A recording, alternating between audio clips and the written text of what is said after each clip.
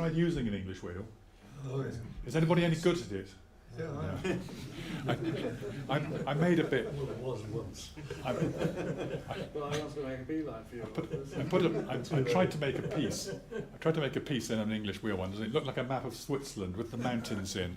It wasn't a success. And these guys, you watch them and they do it by eye, and I just find that so extraordinary.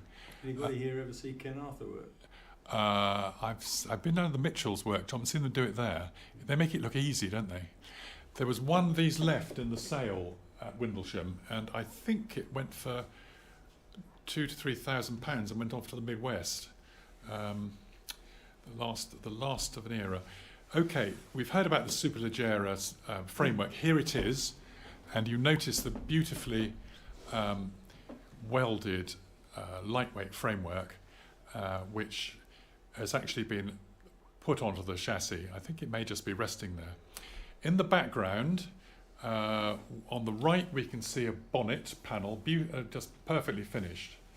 And when I've stripped paint off a 401 bonnet quite recently, there was hardly the thinnest film of filler. They were made so accurately and so perfectly. That's an early bonnet because it's got a slightly scalloped rear end. The other ones had a sort of straight. Then to the left you'll see a roof ready to go on, and then to the left of that, centre upper field, there's 1, 2, 3, 4, 5, 6, 1, 3, 6. There's 7 front ends all ready to go. Behind it, I think that's the buck for the roof, and on the left there's two pieces which I can't. Can I zoom this up? No. Okay. There's 2 pieces.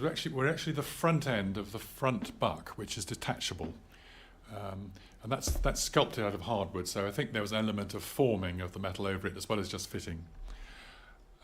So complex structure, and these would be swathed in Hessian, and then they would support the alloy panels.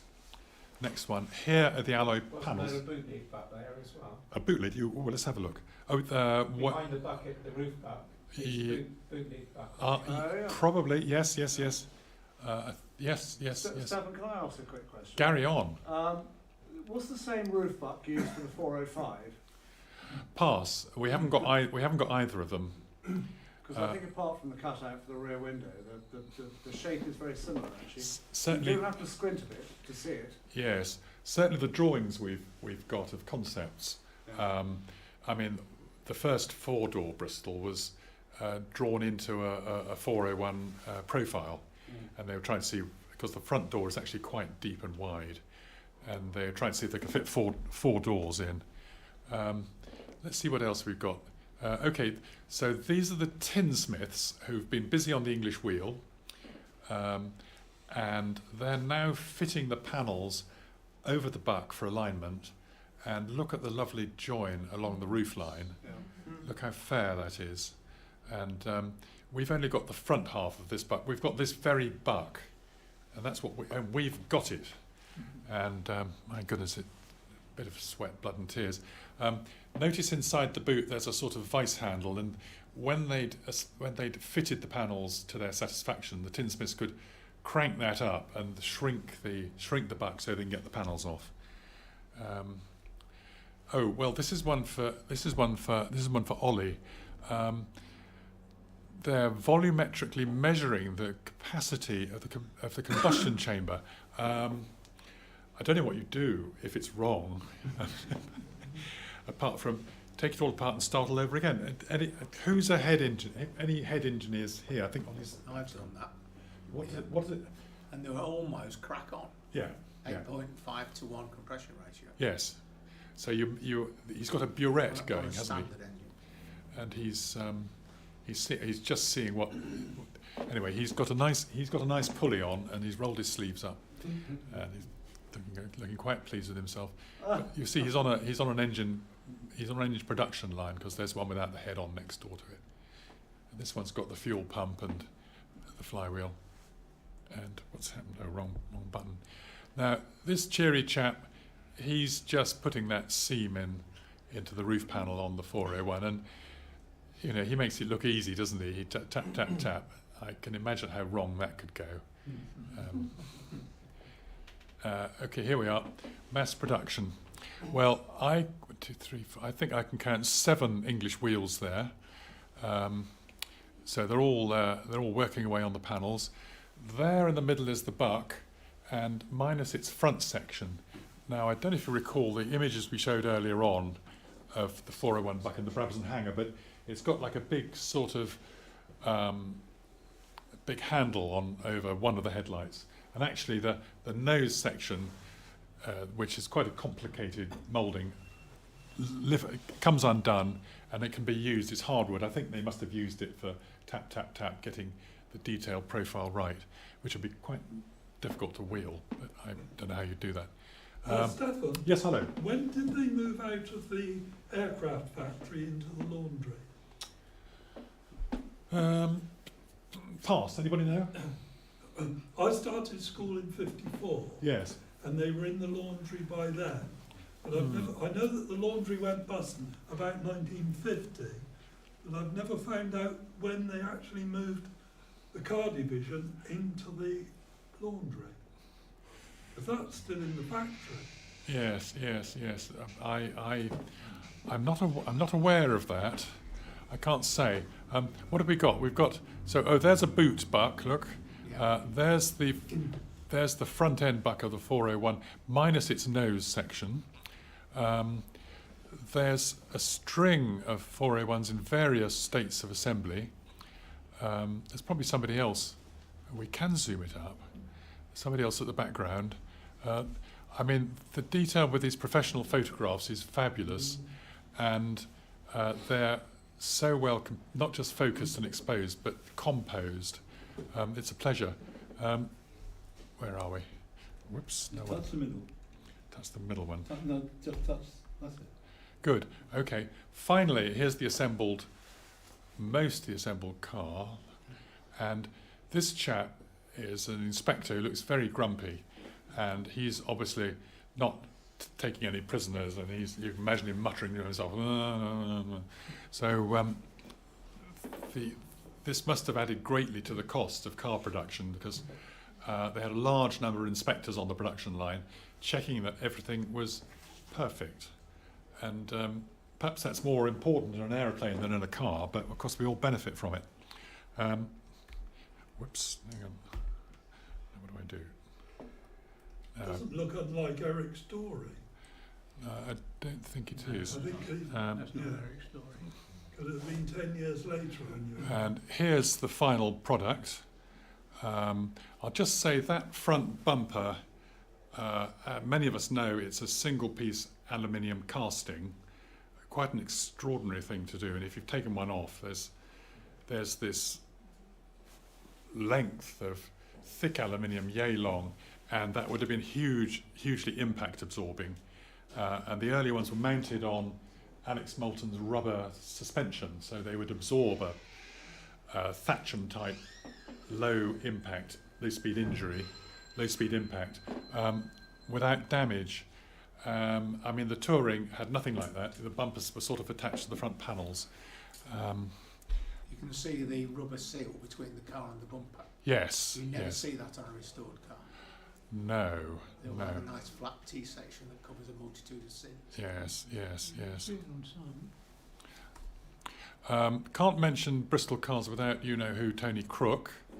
And here, first of all, to say he had nothing to do with production or design of Bristol cars in the 2-litre era, although he liked to imply that he had a hand in everything.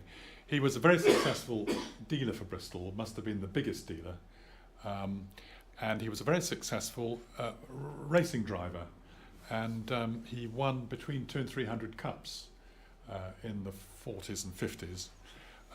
The Bulletin are publishing an article that we found in Motor magazine in 1944. Motorsport, yes, detailing his wartime adventures in motoring, which included in the North African desert, riding a Harley Davidson, a dispatch bike at 80 miles an hour across the desert, and being able to rent a supercharged Mercedes convertible, I think a 540 SSK or something, the one where you put your foot down on the floor and it engages the supercharger. Well, we've all driven those, haven't we? I mean, not in my dreams. Which this is this is TP01. It's Peter. Can you identify it? It's a Fraser Nash, isn't it? I'm not. It's got. It's got Yeah, the, the wheels look like Cooper wheels. is it a Cooper? Is it a? Cooper wheels. Yeah. Cooper wheels. Two-seater Cooper. Behind, of course, when motor racing got going, and petrol came off rationing, and it was possible to buy higher octane fuels. A lot of sponsorship came in the way of motor racing, because if you won using Esso or Shell X100 motor oil or Dunlop tyres, you'd get sponsored and rewarded by the manufacturers. And there were a lot of speed records were broken in those days. Just every couple of weeks, somebody would inch up the 200 miles for the 2 litre and get more shekels off Dunlop and the like. He gave up. There we are. Now, do you see the badge on the truck at the back, top left? Bristol 2 litre. Well, Bob Gerard's truck. Bob Gerard's truck, you see, and outside in the tea hall, unless somebody's stolen it, is my Bristol 2 litre badge, which I think came off the wall at Le Mans one day. Whoops! Now what's next? It's putting all in that way. Okay. Now Bristol wanted to get into racing. Yes, there's another George Kendrick English wheel. 2 more actually, at least. And there's the 450 frame, and what a sort of how light it is and how little there is of it. And this is the first iteration of the 450, and not aesthetically successful in my opinion, and not a pretty sight. But they soon made it into the loveliest 450, and indeed I have my own 450 at home. And I think quite a few of us can say that, because it is made by Dinky. So there we are. There's the buck in the background. We haven't got that one. Why did the body not fit the chassis? I mean, it was clearly oversized. The body fit the frame. Well, The first ones. do you mean aesthetically? Do you mean the headlights? No, it was massively oversized, wasn't it? The body was. It didn't run a Bristol frame though, did it? No, it's a made-up thing. ERA frame. ERA frame. It was it was an ERIG type that was unsuccessful, and they got their hands on. They bought it up cheap. Bought the replica 450, which sold sale. last weekend. It sold last weekend, yes. Yes. Well, Does anyone know others how much it sold? others may Yes. follow. It's Others may follow. 150 plus commission. 150. It's 150 plus commission. The total price was 172. Yes. That's a Here we go. bargain, Here's- I'd say. Bargain. Here's another view. And what's that in the background? Yes, it's the Kendrick wheel again, and you can see the buck as well being deployed, and they've got some gas welding going on here. Has anybody tried gas welding aluminium panels? Yes. Can anybody do it? Sometimes. Not reliably. You look at it, and then it's not there anymore. You say, where's it gone? Well, I don't know. It's not there. It's gone somewhere else. Nothing to it. You put loads and loads of heat in. Yes. It absorbs it all, and suddenly it's not there. Yes, and of course it transmits heat so quickly, doesn't it? What intrigues me is Bristol had the knowledge of TIG because they used it on the Bristol Bulldog, on the steel frames of the Bristol Bulldog, but they didn't use it in the car division. What's Murex welding? Because that's mentioned a lot. Well, Murex is the BOC trade name for what we now call stick welding. Right, arc welding is Conventional arc welding. Yeah. But Well, you TIG can't- was developed for the Bristol Bulldog, which has Yes. got a box steel frame, Yes. very thin walled tubular steel frame. And they used what we knew of as arc and arc welding on that. but they always gas welded the bodies. Extraordinary. Well, going back this far, not in later years. Well, TIG welding hardens the aluminium. If you want to plenish afterwards, you'll crack it. Yeah. Right. Ah, Heat Right. affected zone's very wide on TIG. And it's absolutely hot hard. Well, I suppose they've got wartime experience Yeah. of plane production. They've got a lot of artisans who could do it. And one of the guys that used to do it didn't wear goggles because it was easier to see his flame and the temperature changes.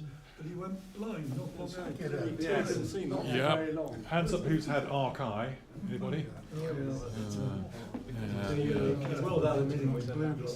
Here we are. We're getting on with the 450. As I say, the first and ugliest iteration. There's a great press in the background. I think this was in the Winterton sale. Did anybody remember? It's stamping out something or other with it. Anyway, working away. Busy workshop. John Hampshire, do you see that wooden block at the back? Where is he? Yeah. Can you see it? What are you looking at? Sorry, It's, sir. follow my arrow. Yeah. There. Look familiar? Do I own one of those? Yes, you rescued them I from did. Winterton, I didn't bought you? it. No, I didn't rescue. I bought it at the auction. I didn't notice any money changing hands, John. I think Mr. Hardy would have I think taken money for it. I think he was. I think it was mercifully liberated from the Gotterdammerung of the Winterton shambles. And here's the result. That's 54, and there's my Bristol 2-litre badge. And I'm going to print this off. Well, because it's 70 years ago, but she might still be around, mightn't she? Yeah. So here's, and unfortunately something's happened to this one. And everybody's being very jolly. Everybody's amused this end. And a bit of celebration here. Notice pipes are in the alert position again. Now these are two of the drivers, aren't they? Anybody recognise them?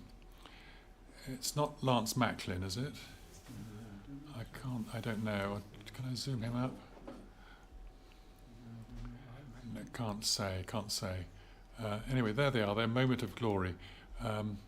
And what's this? What's happened? So, and then the day of explanation when they get it home, and you have to explain. You have to explain to Sir George. Well, it was like this. It looks like they almost turned it over. Look at that great gash on the bonnet. My goodness. I think we're almost finished here. Who are these people?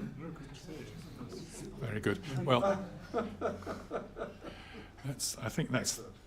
Does anybody know who this is? It's the dual steering. Well, Zagato, is it? It's the triple steering triple Zagato, steering yes, Zagato, with yeah. backseat driver, fitted, yeah. Okay. The tea urn is hot. Who'd like a cup of tea? And we can potter about, and there's plenty of cake left. I Thank can you remember for that day coming out of school. Yes. There was only one car left out, Right.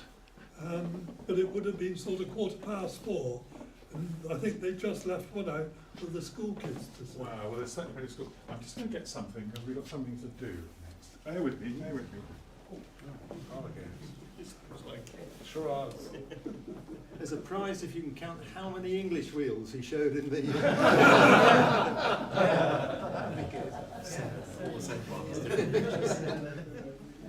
I didn't want to bog it down, but there's one thing more difficult for making something on a wheeling machine, and that's making a mirror image for the other side. Because all those kids coming out of school, we were Ferraris have trouble with that Bristol car. everything, because we all knew I was they won the team prize. Well, that's what we used to call it. At the front, is that White stops because we used to link on a week? I've got it. It took me 2 days to make we all it. knew Couldn't get it to look anything like this. Couldn't get the radius to right. Here's a few treasures from the Heritage Trust that we can bear to part with. Let's see if anybody wants to bid on them. Well, first of all, we have Sid loves his hygrometer, he used to test his battery with. Anybody, a pound, do I hear anywhere? Pound over there. £2. Any bids for £2? Three, very good. And what have we got? Is there anything in it?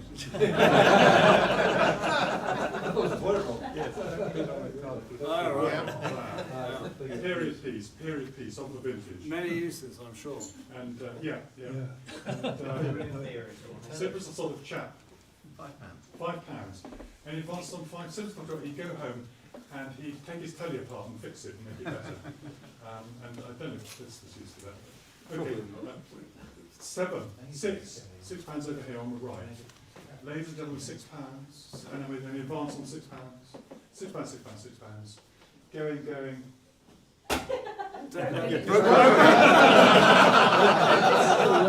There we go. Stefan could do that. A rather nice Fraser Nash polo shirt, unused, unopened. Fraser Nash Bristol back on the front. Who will bid me? What size is it? So this is XL. I've got XL and I've got, this is a medium. And they're quite nice because on the back you have all this. This is a that's a medium. Who doesn't want one of these? That's rather nice. There are hundreds of them. Okay. £5 anybody? I'll give you a 5. 6. 7. £7. Any offers on £7? Medium Bristol Fraser Nash t-shirt. 8. 10.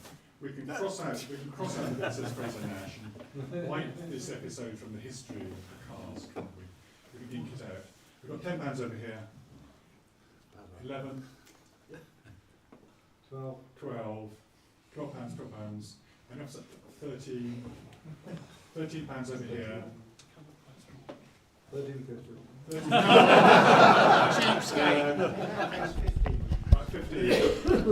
£15. Any offers? 16, wasn't it? 16, I would say so.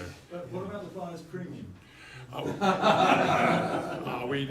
There is that. £16. Any offers? Good. There we go. Thank you. That's yours. We've got the same thing in an XL. No, this is an orange one. Hasn't been opened, but just let's get it open. None of these have been worn.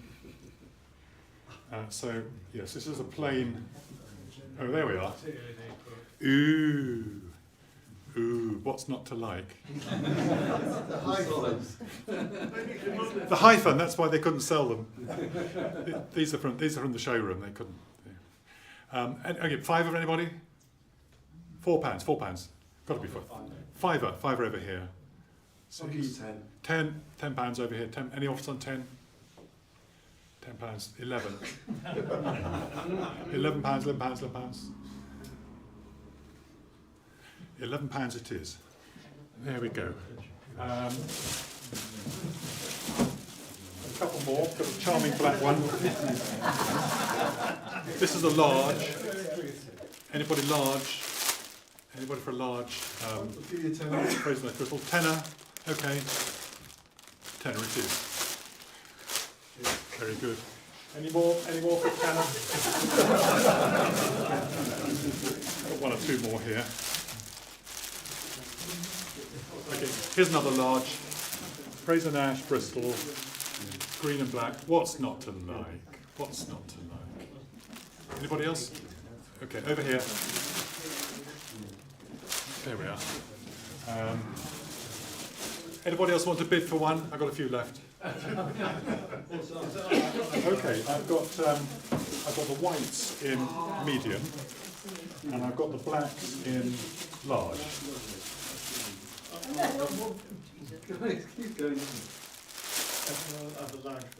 Very good. What would you like to pay for it? Very good. Very good. Okay. Is that a medium? This is a medium. A medium Fraser Nash. Very good. Yeah. Hop.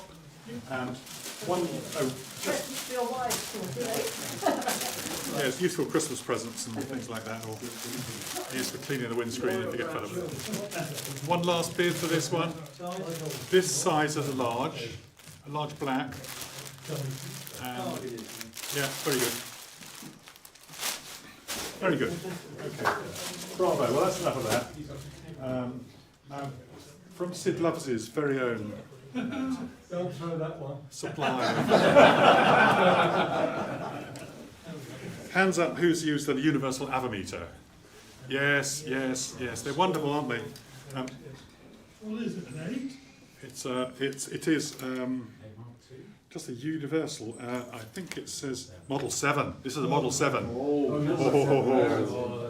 You don't see many of those these days. Not in my garage. It's and since fitted it with a little hatch on top above the battery, and I haven't got and it'll do DC or AC, and you can switch to DC or switch to AC, and ohms and voltage and watts, and Does it get Radio 4? I don't know where the hot tea comes out in the morning. George, you might know, who was KWD? Wasn't Sid. No. Is it something department? Something war department. Something War Department, yes. Calamitous War Department. Liberated from the aircraft section, I think. Yes. I think. So George is here, so we needn't use the word liberated too much. I think it was passed on. Yes, I think that's what George would prefer to hear rather than. But they got some big stuff out of the factory gates, didn't they, George, from the aircraft factory? Well, I mean, every pub around Filton certainly has titanium darts. yes. And I was up at the BAE Systems HQ. They've got their own private sort of airfield, and they'd got all the plans for Concorde there, which were a complete wall really of rolled up plans in tubes, and I think it took a 7.5-ton truck to move them. Not they were heavy; they just took up a lot of space. And I said, "Oh, well, how did you get those?" And they said, "Well, a bank in Scotland had taken them in as guarantee for a £7,000 loan, and then they'd never seen the person again or the money. And how they got those out of the factory, I don't know. They must have had a Pantechnicon going one night and just drive stuff away. Anyway, that's enough about Concorde. Who would like a lovely universal avometer? And I believe it works. I put sort of wires on it, and the needles go round and round, and everything happens. £5 for the avometer. Who could resist? Okay, over here, Matt Wenner, we have a strong bid of £5 from Matt. Who will beat Matt? Who will 10, over 10 here. Anybody beat £10? £10. There's a long silence. Everybody's averting the gaze, trying not to look at me. I think I'm not okay. Fair warning. That's what they say on Antiques Roadshow, isn't it? Going for £10. Going for £10. Sold to the gentleman in blue. Thank you. Thank you very much indeed. That's all I can. That was Sid Loves' very own. Somewhere we've got his mega, haven't we? I should have brought that for party piece and hooked everybody up and turned the hand. Ladies and gentlemen, thank you so much for coming, and what a cracking talk we had from Ollie Nutall, and how great to see somebody a third our age, well, all right, half our age in many cases, so switched on and knows what he's doing and producing such high quality products, which I think really are in the Bristol tradition, aren't they? And thank you for our two authors.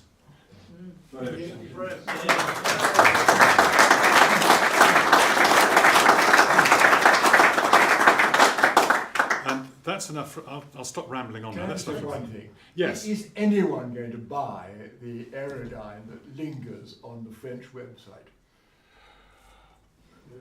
You've all seen it. No. What is it? The 401? They've all seen it. It's been there for months and they're asking far too much for it. How much are they asking for it? They're making 24 now. Hmm. But it's been lingering doing nothing in store, but it's still got that lovely paintwork. Original paint. Yeah. Wow. It's in that rather nice sort of browny maroon. But I just wondered if you've all looked at it and rejected it far too much.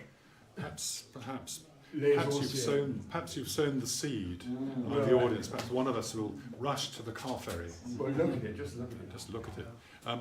Ladies and gentlemen, thank you ever so much. There's tea and there's more cake. Can I just say one thing? Can we just say thank you to Yes. Stefan? Yes.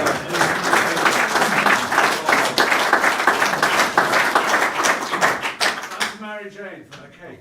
Absolutely.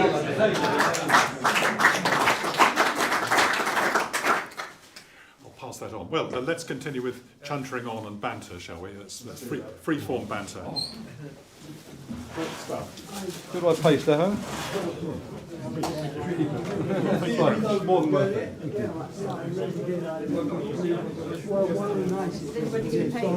Well, that remains to be seen. Kenneth, lovely to see you. Thank you so much for coming. Oh, I hope you enjoyed that. That's great. Do you want another one? I think one's quite enough. They're jolly nice quality. They're jolly nice quality. Well, I think they were selling for 40 or 50. Thank you very much. Perfect. I'd have forgotten. Super. With you. Hey, this is good. It's going quite well.